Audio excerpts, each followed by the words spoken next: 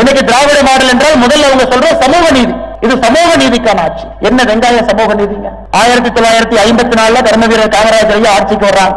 பெரும் தலைவர்கள் அதை பத்தி நிறைய பேசியிருக்கிறாங்க. இருந்தும் நான் சொல்றேன், அன்னைக்கு நமக்கு தெரியும் கோயிலுக்குள்ள போகக்கூடாது, கோயிலுக்குள்ள செல்வதற்கு தடை, இப்படி எல்லாம் இருக்கும் பொழுது பட்டியலினத்தை சார்ந்த பரமேஸ்வரன் அவர்களை அமைச்சராக அறநிலைத்துறை அமைச்சராக ஆக்கி அழகு பார்த்து, பட்டியலினத்தை சார்ந்த ஒருவரை அறநிலைத்துறை அமைச்சர் அழகு பார்த்து சமூக நீதினா என்னன்னு காட்டி கொடுத்தவர் கர்மவீரர் காமராஜர். இன்னைக்கு 35 அமைச்சர்கள் இருக்கிறீங்க, முதலமைச்சர் உட்பட 3 அமைச்சர்கள் பட்டியலின சகோதர சகோதரிகள் 3 பேர் இருக்காங்க. 3 பேருக்கும் வாரண்ட் ஆஃப் ரெசிடென்ஸ் எந்த ஆர்டர்ல மதிப்பு இருக்குன்னு பார்த்தா 32, 33, 34. உள்துறை பொறுப்பு அவங்க இருக்கா? கக்கனையா கையில உள்துறை பொறுப்பு இருந்துச்சு. விவசாய பொறுப்பு இருக்கா? இல்லைங்க. எந்த முக்கியமான பொறுப்பு இருக்கா? ஆதி திராவிடர் நலத்துறை ஒரு பொறுப்பு இருக்கும், இயற்கை சம்பந்தப்பட்ட ஏதாச்சும் கொடுப்போம். இந்த 3 பேரை கடைக்கோடியிலே வைத்திருப்போம். இதை வைத்துக் கொண்டு இவர்கள் சமூக நீதி பேசிக் கொண்டிருக்கின்றார்.